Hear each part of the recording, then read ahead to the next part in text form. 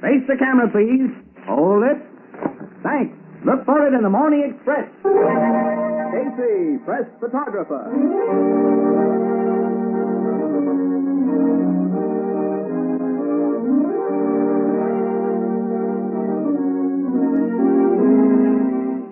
Columbia brings you another adventure of Casey, press photographer.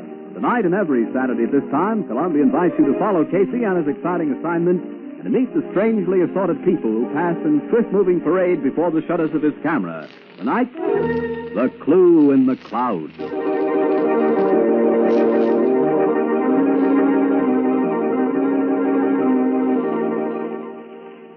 In the quiet evening air, there suddenly comes a whirring of wings. It's a helicopter, apparently out of control. Like a giant bird, it flaps crazily about for a few minutes and then heads out to sea. What is it? Gee, it looks like a bird. It's a helicopter. It's a wild plane. It's out of control. It may fall. Let it clear the sea.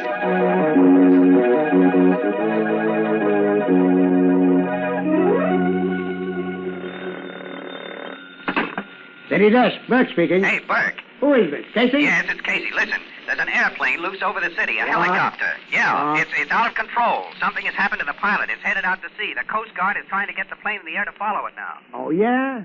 Where are you? I'm at the Blue Note. I thought so.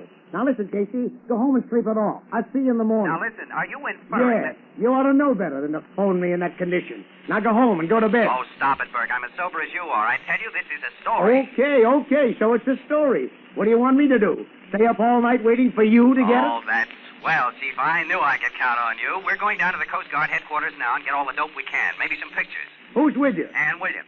All right, you crazy loon. But this had better be good. If that helicopter turns out to be a Halloween witch on a broom, you shot your last picture for me. You get that? Get it? I know it by heart. Goodbye. Goodbye. Ha! Helicopter.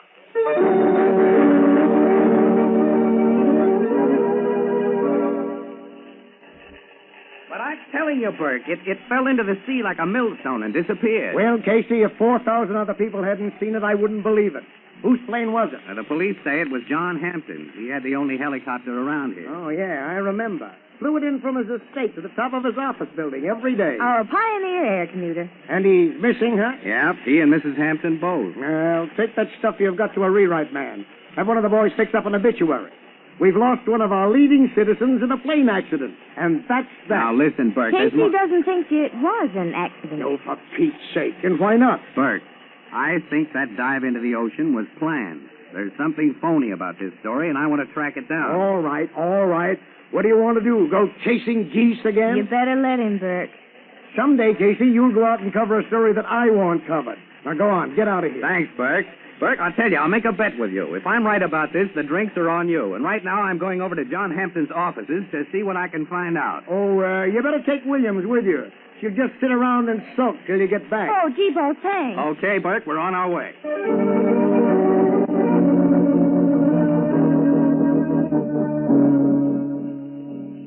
You're, Miss Gray, aren't you? Miss Matilda Gray? Yes, I was Mr. Hampton's secretary. Yes, what we want is material for a little story on Mr. Hampton. You think you can help us? He was a wonderful man. Everybody admired and respected Mr. Hampton. I don't know what else I can say. He owned this building, didn't he? Yes, the Hampton Importing Company occupies the top 3 floors. He liked the idea of having his office here in the penthouse. Mm-hmm. Is that the landing platform for his helicopter out there? Yes, that's it.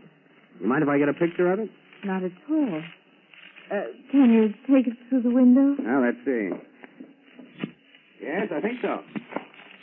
Yeah, good, thank you. Now, could we have one of you, Miss Of Gray? me? Yes.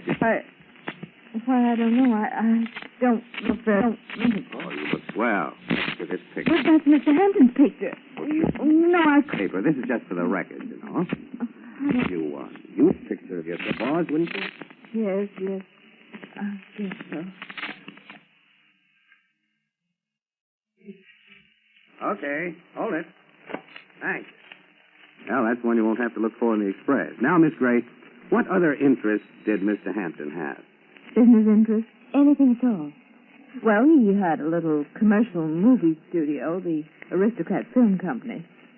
But that's been closed up for 6 months. Oh? Where's that? At 292 Falmouth Street. They made shorts, commercial reels, and trailers. But it was only sort of hobby with Mr. Hampton. Never made any money. Well, what do you know of Mr. Hampton's family and Mrs. Hampton? She was alone when she married John, Mr. Hampton. She had no living relatives. And he just had an uncle, a Robert K. Hampton. An uncle, eh? Where's he? Well, he lived somewhere on an island in the Celebes Sea. Now held by the Japanese, I understand. He was a sort of black sheep. Mr. Hampton hadn't heard from him for many years. Assumed he was dead or a prisoner until... Until? Well, maybe I shouldn't tell you this, but shortly before his death, a letter came from Australia. I didn't open it, but when Mr. Hampton read it, he seemed terribly upset. Then he told me it was from his uncle. Do you have that letter now? No, it seems to have disappeared. And this was just before his death. Yes, he may have had it in his pocket. Miss Gray, this uncle, was he by any chance mentioned in Mr. Hampton's will? He gets everything. All his money, the business, this building, everything. Oh, Mr. Casey, this is all such a terrible nightmare. I can't believe that he's gone. I don't know where to turn. Oh, Miss Gray, it's all right. You mustn't break down. You need to rest a bit. Powder your nose. You'll feel better. I'm all right. I'm sorry. If you'll just excuse me for a moment, I'll be right back. Well, certainly, Miss Gray. I'm sorry we upset you. Thank you. I'll be all right. Casey, you know something? Huh? What? A clue. She was in love with her boss. You think so? Mm-hmm. Why? Never mind. Just take a woman's word for it. What's the matter, young woman? Nothing. That is, you gave me a start. Why should I frighten you? Well, you look like... And if I may ask, who are you? What are you doing here? I'm just a reporter. And who is this young lady? I'm a reporter, too. What are reporters doing here? If you'll pardon me, sir, who are you? My name is Robert K. Hampton. I'm John Hampton's uncle.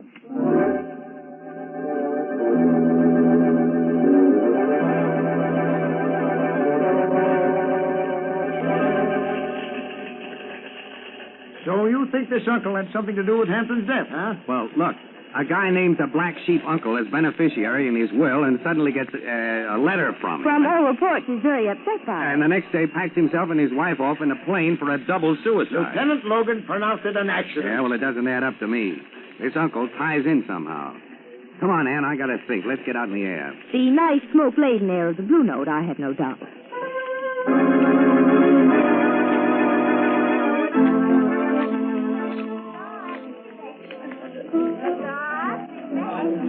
Hi, Ethelbert. Hiya, Casey. Hiya, Miss Williams. Hello, Ethelbert. What'll you have? One beer. Same as usual for me. Okay, beer and the usual coming up. Hey, what are you reading, Ethelbert? A book on victory gardening, I guess. My sister Edna gave it to me. Oh, your sister Edna likes to read. Yeah, she does. She don't drink much. What's the name of the book?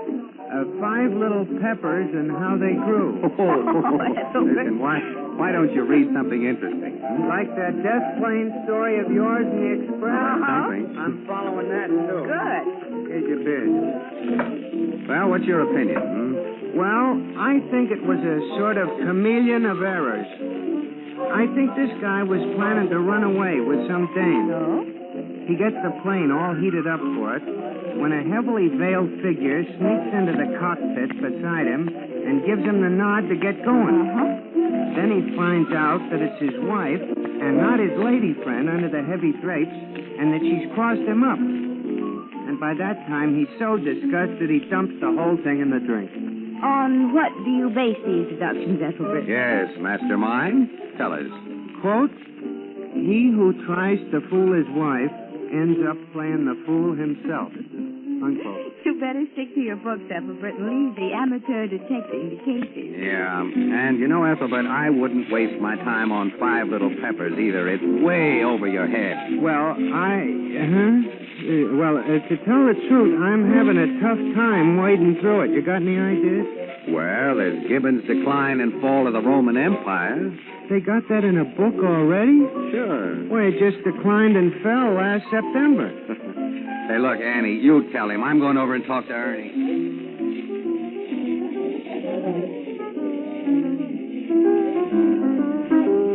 Hiya, Casey. Hi, Ernie. Ooh, you look worried. Yeah? Ernie, you got an old tune handy? Something for me to think by? Sure.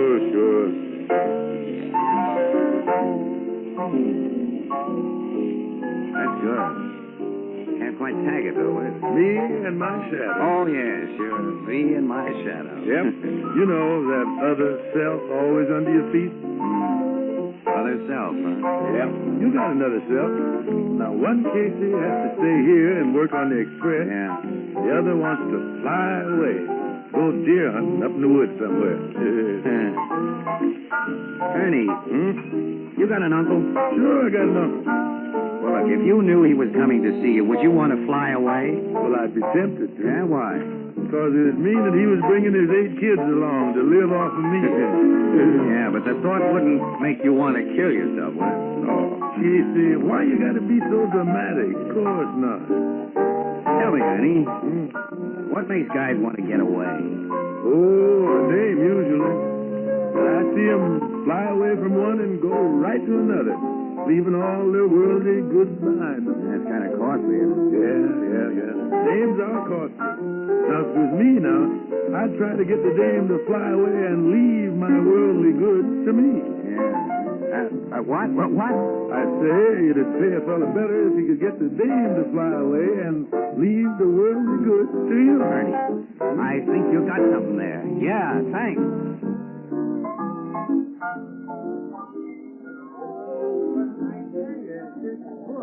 Five Little Peppers and how they grew has got me puzzled.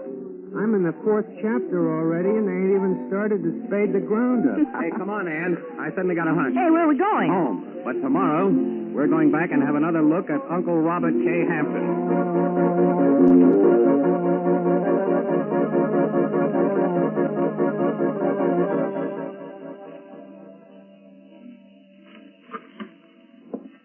You may come in now. Thank you.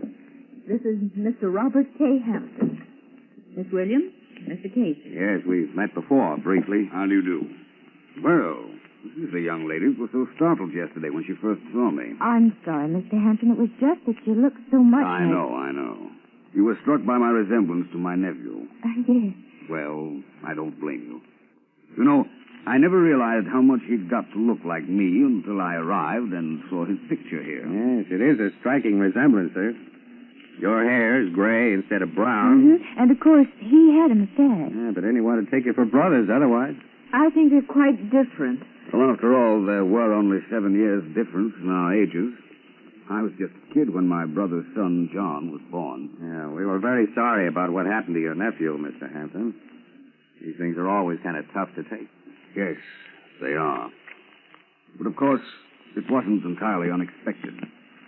You know, I thought John would probably come to some violent end. Why, even as a kid, he was always keyed up. Couldn't relax. Airplane notion. You should have taken things easier. Now look at me. I spent my youth bumming around the world. Never made much, but I had fun and got along. Then I found a spot where life was pleasant, and I settled down. Where was that? Jurang Island, near Borneo. Paradise. Simply paradise. That is, until the Japs came along. Then I somehow managed to get out. Just by the skin of my teeth, too. Exciting. Yes. Now, well, here I am. You see, everything worked out pretty well. Yes, thanks to John Hampton, who spent his whole life... That's great. You were saying? I'm sorry, Mr. Hampton. Do you mind if I take some pictures, Mr. Hampton? My paper wants to run a feature on you and your nephew. You know, your vastly different lives and activities, you know, the The Hampton who traveled the earth and the Hampton who stayed at home. That's rather a good idea, Mr. Casey. Where would you like me? Beside this picture of John? No. Gray. Sorry. Yes, I would if you don't mind. Let's try behind the desk there. All right. How's this? You'll pardon me, Mr. Hampton, but your hair's a little mussed. You know, with such striking gray hair as you have, you ought to have it looking its best. Oh, I'm sorry. I'll... No, don't move. Miss Williams will arrange it. Oh, all right. Have you got a comb, Ann? Uh-huh. There's one right here in my bag. Now, just a second. There you are. Thank you. Fine, that's it. Now, Mr. Hampton, hold it. Want another? I'm sure that one picture should be enough. Miss Gray, if you please. Well, we'll take one more. Just one more for good luck. Now, hold that just as you are, right there.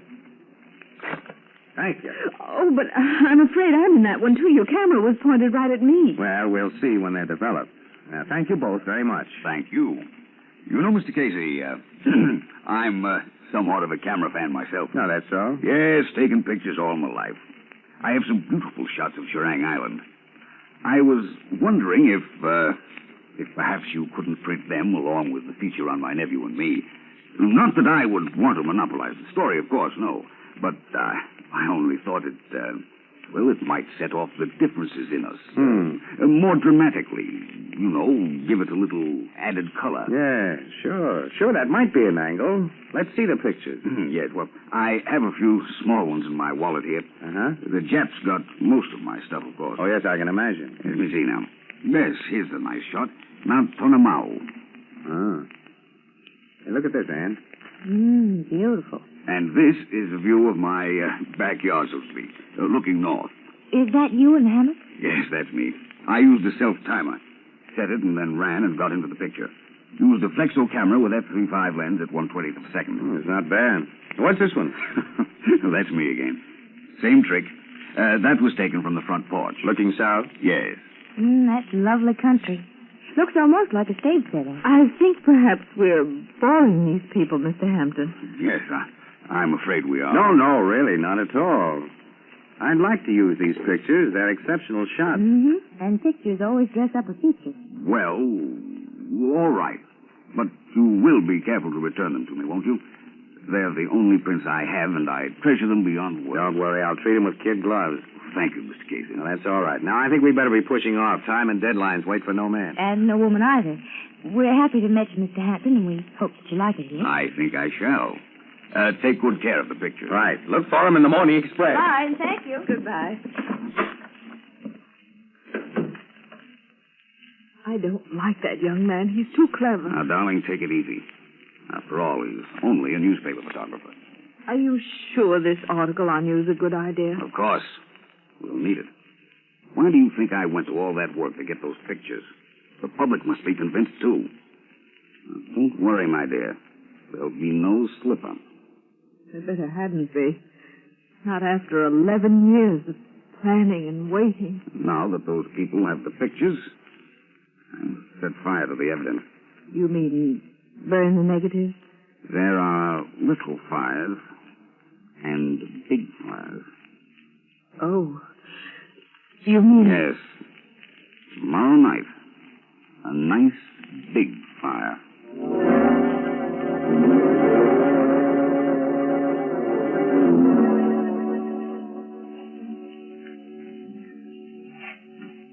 Let's see that negative, eh? Here you are. Yes, sir. That I call a nice layout. Yeah. Pictures look pretty good, huh? My article's all right, too. Mm-hmm. You know, someday I must teach you how to read. Yeah. Say, these of Churang Island came out really bright and clear, didn't they? Hey, Ann, look at this. What? You notice anything strange about those two shots taken in Hampton's front and backyard? No. Well, I do. Look. Look at this bank of clouds here. It looks sort of like a face, doesn't it? Oh, sure. It looks like my Aunt Sophie. Now, quit clowning. Look at it close. I'm looking. Well, now, that's supposed to be a view looking north.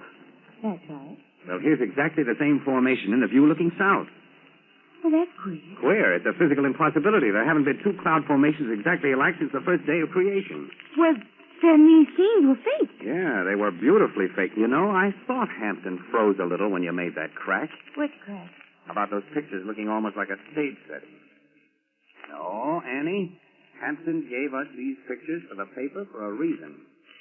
He wants everyone to see them. He wants everyone to think that he has lived all these years miles away from here, and that he arrived here just in time to have a pot of gold fall into his lap. Oh, that's a little too neat, isn't it? Yeah, these pictures are all he's got to prove he wasn't here all the time. Well, if he was here, how do we know he didn't murder John Hampton? He had the motive, all right. The will gives him everything. Yeah, and right under John Hampton's feet. Hey, who said something like that? Ernie. That's right, me and my shadow. Annie, I think I got it. Quick, let me look at your comb. Well, sure, Casey. Well, here, but what on earth's the matter? Hey, wait a minute. Here, look at this. A hair. A lone gray hair. I gotta take this down to Logan and have him run some tests on it. I'll see you back here in about an hour.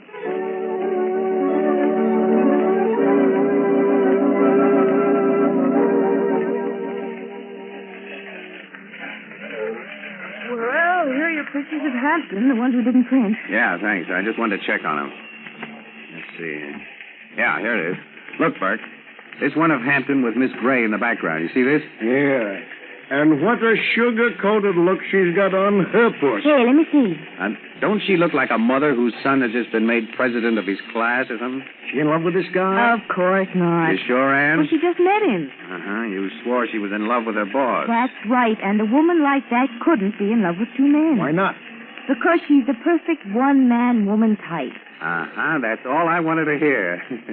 I got a theory on this case, and this just about puts a pin on it. Come on. Hey, where are we going? We got a little job of breaking and entering to do. We're going to crash the deserted studio of the Aristocrat Film Company.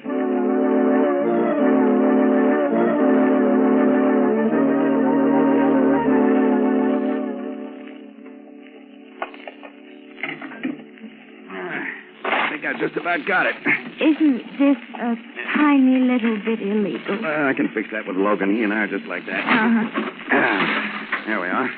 Come on, we got to work fast. Oh, spooky, isn't it? Where did I light a match? See any light switches around here? Wait a minute. Here's one. That's better. Oh, so this is the Aristocrat movie studio, huh? And a fine place to bring a young girl in the dead of night. Annie, you see those crates over there? Yeah. I'll bet you 10 to 1 they're full of prop palms, grass mats, and tropical foliage. Let's see. All right. Mr.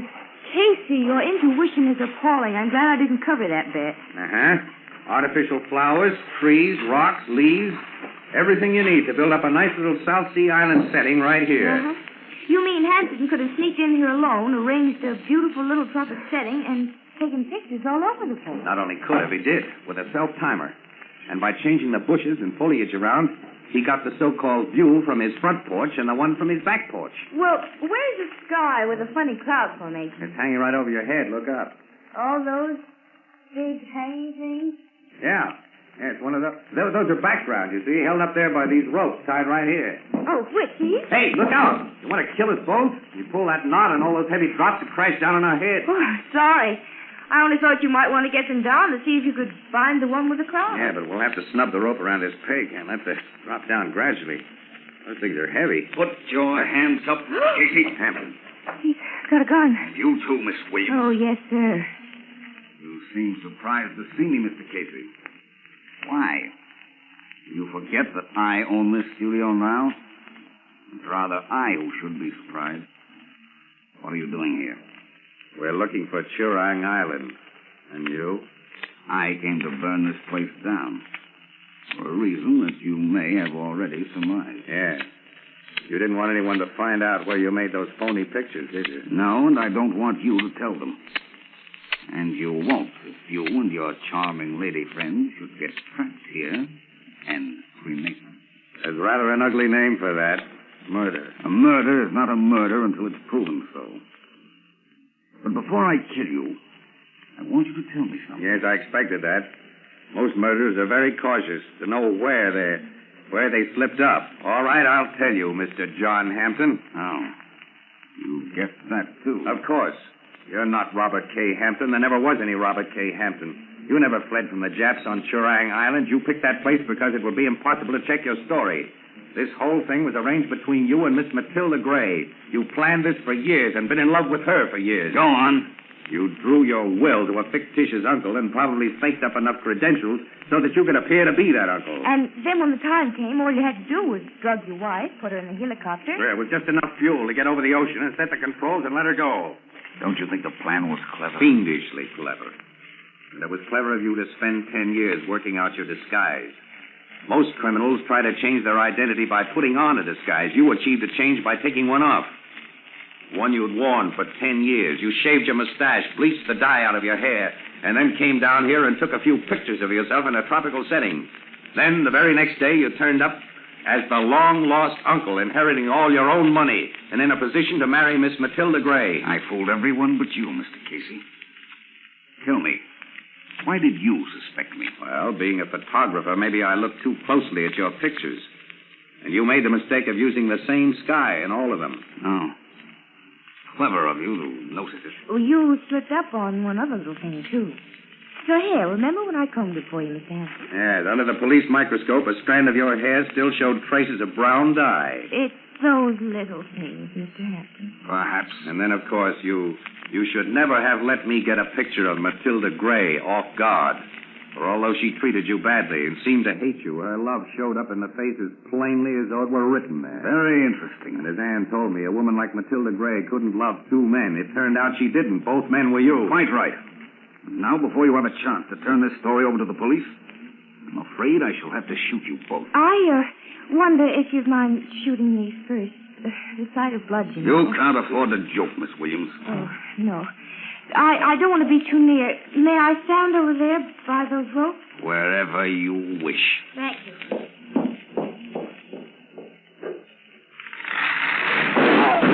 Good girl, Annie. Good girl. Boy, that dude is... Okay, I got his gun. Wow, that drop sure beat Is he breathing? Yeah. But he won't know it for an hour or so. Gee, kid, nice going. Well, darling, you told me not to pull that knot and... Annie, this was an inspiration. I could just about kiss you. Oh, so I've got to save your life to deserve one stingy little kiss.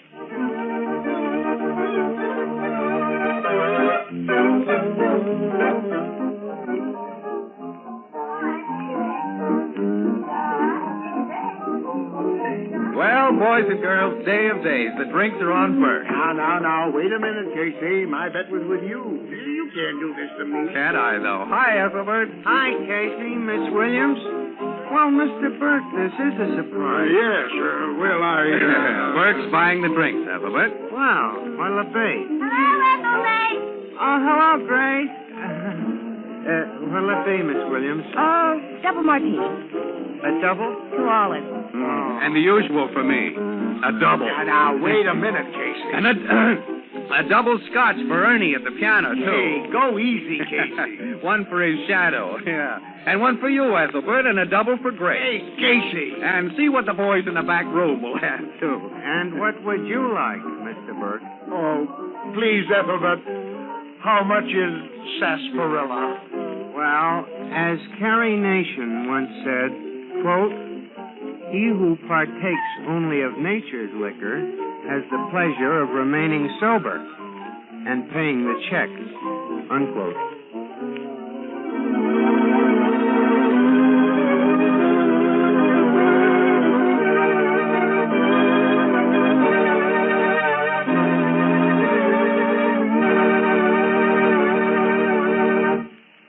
You've been listening to Casey, Press Photographer, played by Stotts Cotsworth, a new series of adventure programs based on the fictional character created by George Harmon Coxe. Casey, Press Photographer is directed by Albert Ward and produced for Columbia by John Dietz. Tonight's story was written by Charles Holden.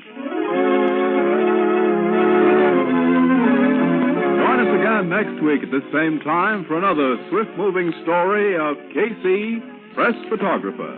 This is CBS, the Columbia Broadcasting System.